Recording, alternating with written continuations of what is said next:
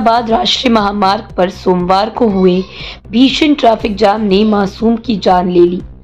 नायगांव चिंचोटी के Galaxy अस्पताल में भर्ती 16 महीने के बच्चे को आगे के उपचार के लिए मुंबई के बड़े अस्पताल ले जाया जा रहा था, लेकिन हाईवे पर सुबह से शुरू हुई ट्रैफिक कोंडी के कारण एम्बुलेंस करीब 5 घंटे तक ट्रैफिक में फंसी रही।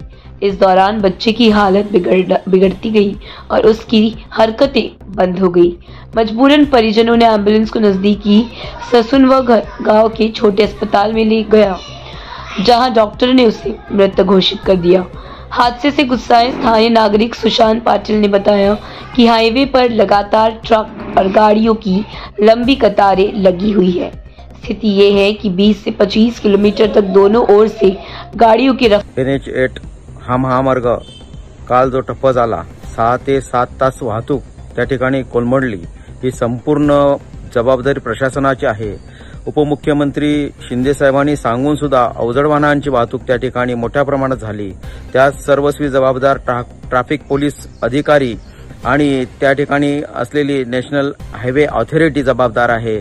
आणि त्यात जी ॲम्ब्युलन्स फसल्या गेल्या त्यात काही रुग्ण दगावल्याची पण माहिती आहे। काय सांगणार, एक 16 वर्षाचा मुलगा, 16 महिन्याचा मुलगा ट्रॅफिकमध्ये अडकून ॲम्ब्युलन्सचा मृत्यू झाला, याला जबाबदार कोण? आणि तुम्ही पण काल अडकले होते, काय परिस्थिती हायवे? परिस्थिती अशी आहे की काल तिरुपतीवरून माझं फ्लाईट होतं। तिरुपतीवरून मी 1.25 तासाने इथे पोहोचलो। अवघ्या एअरपोर्टच्या बाहेर निघाल्यानंतर गाडी केल्यानंतर जोपर्यंत घोडबंदरला पोहोचतो तोपर्यंत एवढी दोन्ही बाजूला ट्रॅफिक होती की लोकांना हलण्यासाठी जागा नव्हती, म्हणजे गाडी 4-4, 5-5 तास जागेतच राहिली। अशा प्रकारे परिस्थिती होती। या ट्रॅफिकला पूर्ण प्रशासन जबाबदार आहे। हे नालायक सरकार आहे।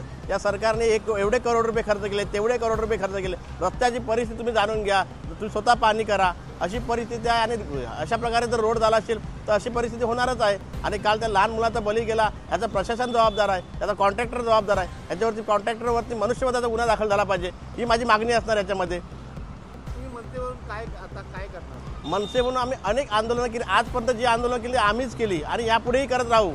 जनतेसाठी सर्व कामं करत राहू, परंतु प्रशासक नालायक आहे, सरकार नालायक आहे। अशी परिस्थिती आहे। कोणते रस्ते चांगले केले? आज चिंचोटी अंजूरफाटा हा रस्ता पण पहा, तुम्ही मुंबई हायवे पहा, किती हजार करोड रुपये खर्च केले। परिस्थिती काय रोडची आहे?